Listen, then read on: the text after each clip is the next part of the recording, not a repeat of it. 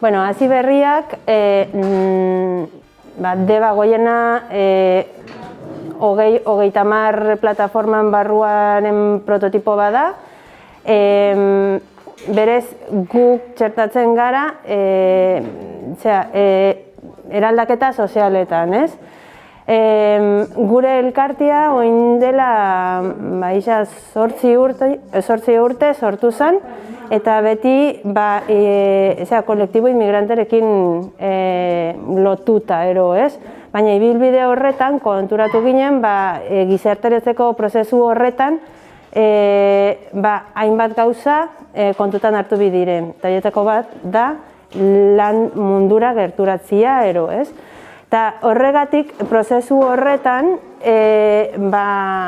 ekintza kultural edo sozialetik pasau gareia lan mundura begira ekintzetara, ero.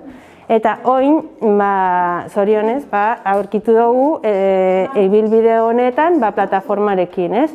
Eta haiek ikusten dute, bai dala posiblea apostu bat itxia prototipo hau itxeko. Eta zertan datza? Daukogun elkartetik edo egituratik eitia 3 zutabe. Bat izango litzake elkartia eta hor landuko dugu bai harrera integral bat itxia eta ozio aldi berean, gero bigarren zutabea formakuntza formala, ez? Batez ere joskintzari lotuta. Hau da, zertifikado bat ataratzia, lanbideko zertifikado bat ataratzia, formakuntza baten ostian, ez? Eta hirugarren zutabia da produkto propio bat sortzia. Eta hori da. Eta produktu hori sortzen dugunean, edukiko dugu aukera lanpostuak sortzeko.